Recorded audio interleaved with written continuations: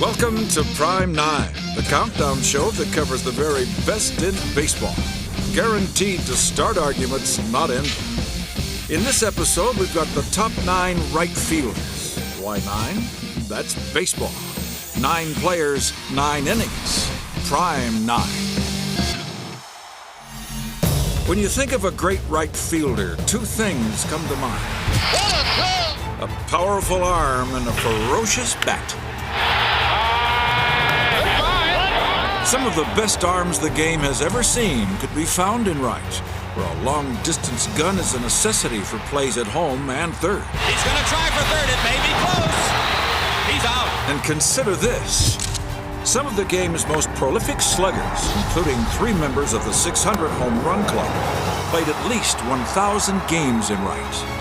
There's a new home run champion of all time. 1,000 games in right was our cutoff for a player to qualify for this show. He also had to have played in the big league since 1901. So here are the top 9 right fielders, starting with number 9. On Prime 9. Please welcome number 19. Hi, I'm Tony Gwynn of the San Diego Padres. Tony could do almost anything with the bat that was humanly and unhumanly possible. Well, it's something new. Base hit the center for Tony Gwynn. I was a guy who probably wasn't going to hit with a whole lot of power, but a guy who was going to be a tough out. Well, he's a professional hitter. 5 for 5 today. Tony was as pure a hitter as they come. Knows how all the damage is done in one area. Every year in and year out, I mean, he was hitting over 300, usually well over 300. Tony was a model of consistency at the plate, posting the 3rd highest career average of any right fielder since 1901. That was due in part to an approach to hitting that he helped bring to the game. A man who studies films constantly to make that swing even better. This was the first guy that really kind of instituted video to our game. Solid front leg, heads down on the ball. Perfect. That is my trademark, is that, I wasn't afraid to work. I wasn't afraid to get after it in order to improve. As long as his front foot is going almost towards shortstop, I know that I'm okay. Tony seemed to be okay every time he took a swing. His bat control was so precise, it even baffled his peers. He had the uncanny ability to place the ball exactly where he wanted to put it. I'm standing in the 5.5 hole. This is where the bulk of my hits went. Ground ball into left field. Gwynn stroked more than 3,100 hits in his career, 18th most all time. But there was more to his game than just that. It wasn't just hitting. Tony was a complete player. His athleticism and the 5 gold gloves on his mantle will attest to that. Tony Gwynn over to get it. What a play by Tony Gwynn. From defense to running the bases to throwing, he took the game very seriously, and I'm not surprised that he's one of the great Hall of Famers today. It's one thing to be enshrined in Cooperstown. It's quite another to be called the greatest by the very men who saw you play. He was the best hitter in all the baseball that I've been around, and the people that I've played with, I would put him at the top of the list. Far removed from the soft-spoken, slap-hitting Gwynn is our 8th greatest right fielder. Reggie's flamboyance could not be overlooked by anybody. I was only concerned about putting the fat part of the bat on a baseball. I didn't feel there was anything that could stop me from doing that. But he backed up his flamboyance with production.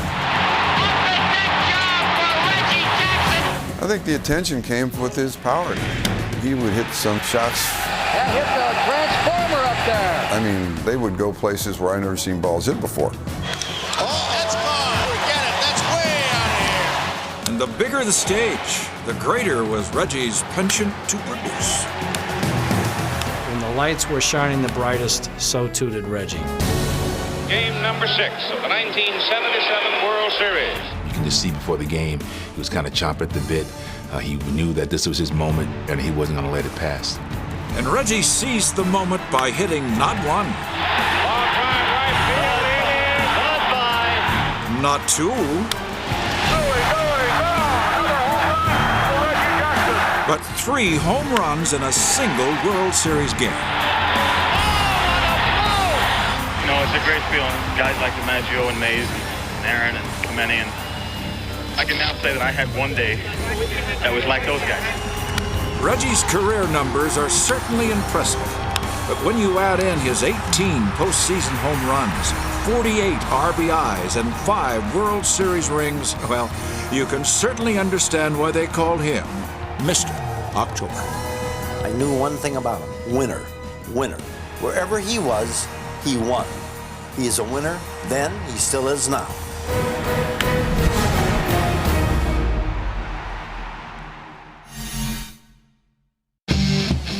Welcome back to Prime 9, featuring the game's greatest right fielders. You've seen our picks for 9 and 8, which means it's time for number 7.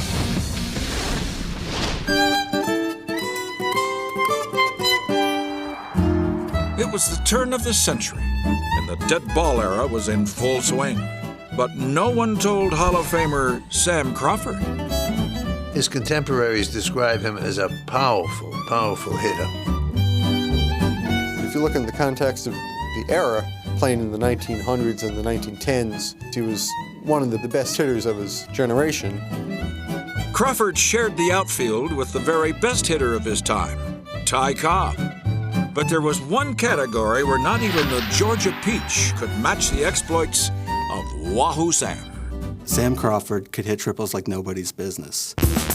Crawford, who had been a barber in Wahoo, Nebraska, still holds a major league record for 3 base hits in a lifetime.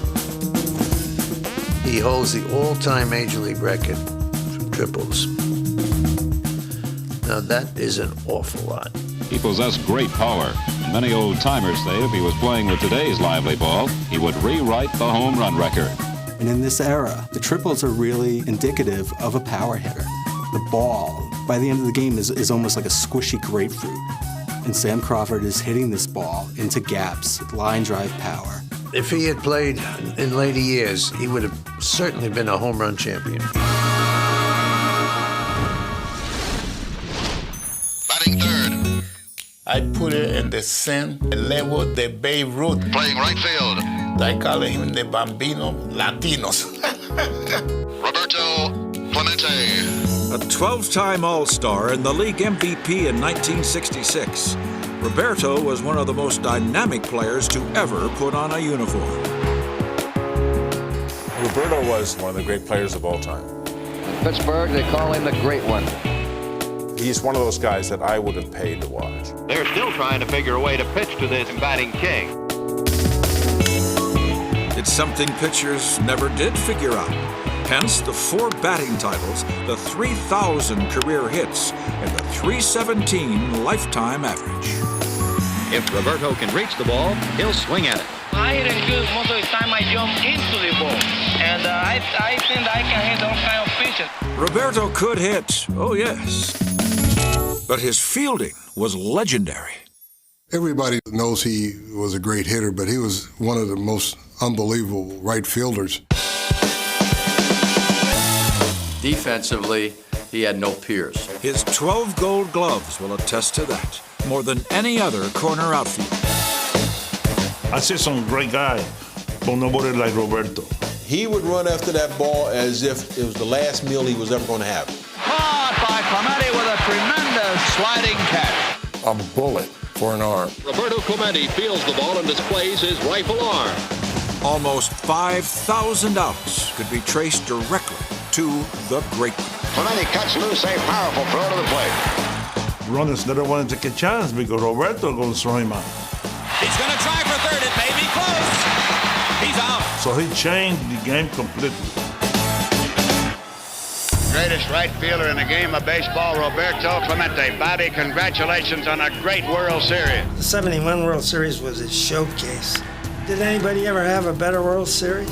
Clemente hit .414 with 12 hits in those 7 games and cemented his legacy with one throw. What a throw! And what a magnificent performance from Pittsburgh's right fielder, the great Roberto Clemente. It was always a pleasure to watch him because there's a regalness about him on the field. And off it, too, as his sudden death while helping others reminds us always what a true hero Roberto was. When they have the All-Star game up in heaven, 21's in right field. This man has just impressed me so much that I'll never forget Clemente. Welcome back to Prime 9, featuring the game's greatest right fielders. Tony Gwynn and Mr. October got us started, followed by Wahoo Sam Crawford and the great one, Roberto Clemente, which means it's time for number 5. The exciting youngster who went straight from the sandlots to right field on the Detroit Tiger team, leaping Al Kaline. Few players in baseball history win a batting title at the tender age of 20. But that's precisely what Al Kaline did in 1955. Kaline's 340 really stood out. The next highest average was 319. And that year was like a launching pad for him. It shot him up high up into the baseball firmament, and he stayed there for the next 2 decades. Let's back off, out of the way, and watch Al Kaline slug a couple. No matter what the pitcher threw, Kaline adapted. You throw him sinker away, he would hit the line drive to right center field. And there's a line drive single to center. But if you made a mistake on the inside half of the plate, boom, he hits the ball out of Tiger Stadium. The 15-time All-Star cracked 399 home runs and took his place in the 3,000-hit club. In the field, he was poetry in motion, earning 10 Gold Gloves along the way. I never saw Kaline misplay a ball. When fielding a line drive below the belt, hold the glove open with the fingers down. Al Kaline is beloved in Detroit, home for his entire 22-year career. Look no further than the statue of him leaping to make still another catch in right. He's the greatest Tiger of all time, as far as I'm concerned. He set the standard for me and every other Tiger.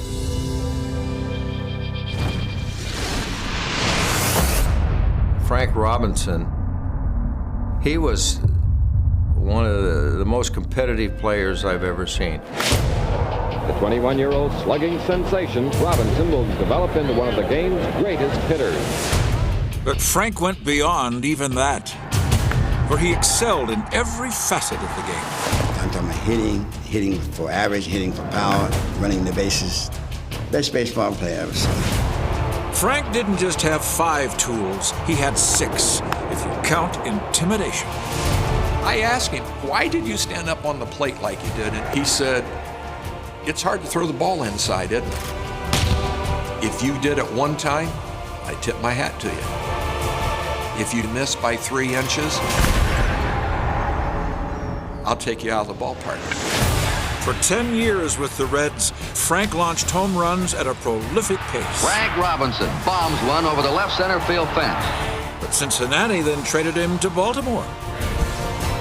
And there's no greater fury than a slugger with a grudge. Did I have something to prove? Yes. So he promptly won the Triple Crown, earned the MVP award, and led his new team to a World Series title. And the Orioles win. Robinson went on to charm the Charm City with memorable moments and milestones. Fly ball well hit deep left field. It is going to be the 500th home run. And in a talent-rich era with the likes of Banks and Aaron and Mays, we should never forget just how great Frank Robinson was. A lot of people overlook Frank Robinson, and Frank was as good as anybody.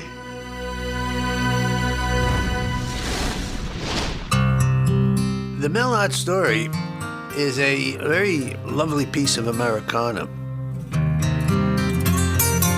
He was 16 years old, playing ball in Louisiana, and some local was so enamored of Ott's talents that he sent Mel Ott up to New York for a tryout at the Polo Grounds.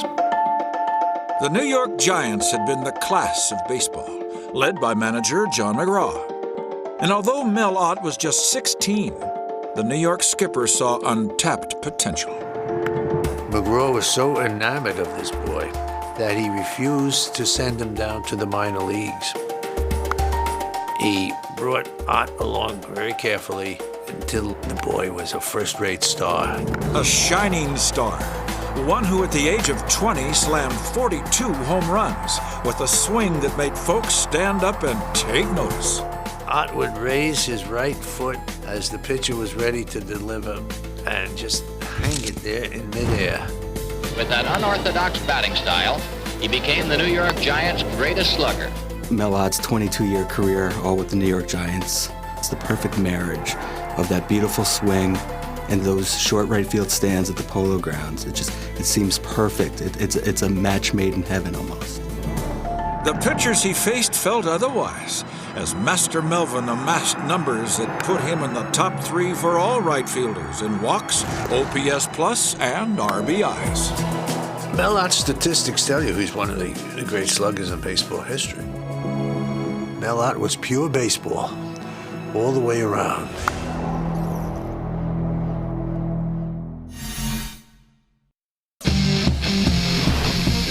We now return to Prime 9, where in this episode we're featuring the game's best right fielders. Cannon arms and mighty bats can often be found on this part of the diamond. So far, that has indeed been the case. The power at the plate reaches a whole nother level for the 2 best right fielders in the history of the game. We begin with number 2. How would Henry Aaron describe Henry Aaron's 715th home run? I will describe it this way. That home run is how most fans remember Hank Aaron. But there was so much more to his game. I always felt that he was one of the best all-around players that I ever saw. I think the best hitter maybe right now is Henry Aaron right now in baseball. He could do everything and did it with ease. 3 Gold Gloves, 9 straight seasons with 15 or more steals, and at the plate, a legend. The pitch to Aaron, and man, that ball is hit. What a sock! It's amazing the power that Hank can generate with his slashing wrist action. He had good, quick wrists, and he could pull that ball. How did you make your wrist strong? Carrying ice up 2 or 3 flights of steps that made my wrist strong. It's a terrific drive. He was very underrated. He made things look so easy that people overlook him. But he was as good as anybody. Good enough to have more career home runs and RBIs than any other right fielder.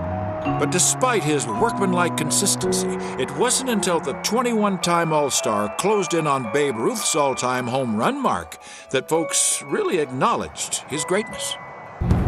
For the Hammer was about to make history. And here is Henry Aaron. This crowd is up all around. He's sitting on 714. Okay, Hank, let's get back to describing that famous swing. Al Downing is out on the mound. There's no disgrace in giving up a home run to great hitters. Here's the pitch by Downing. And of course, Henry Aaron had already made up his mind that no matter what I threw over the plate, he's going to hit it out of the ballpark. There's a drive into left center field. A swing, a long drive, way back. That ball is going to be out of here. It's gone. It's gone. It's 715. 750. No doubt. No doubt about it.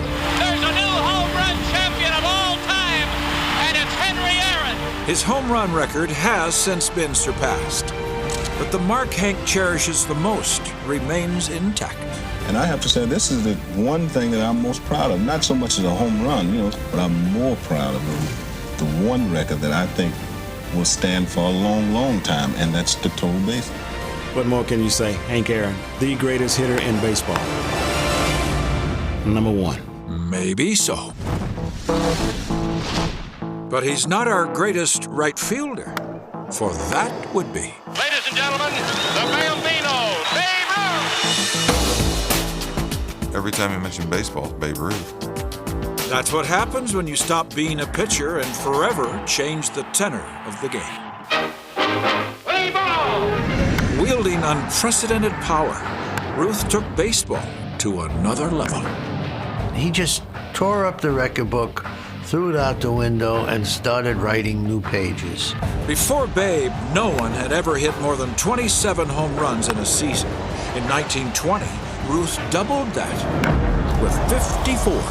This was absolutely staggering hitting. Never was a time that I'm going to try to hit a home run. It's sure going to be today. Then in 1927, the unthinkable. It was hitting that went beyond the furthest extremities of the imagination. Consider that during a 15-year stretch, Ruth averaged what for most would be an MVP season.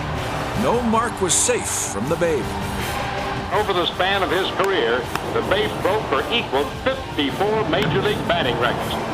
How good was he? Just listen.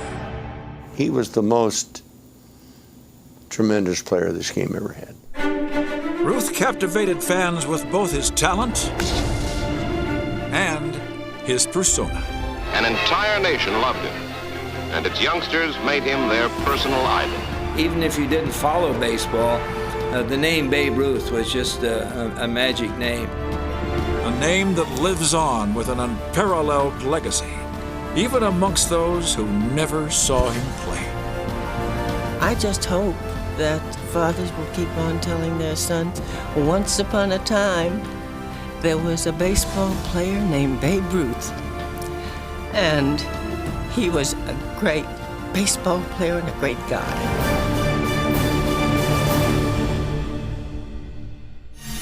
The greatest home run hitter of all time, Babe Ruth was a magical name. Of all the things Babe Ruth accomplished in his amazing career, he never did win a Triple Crown.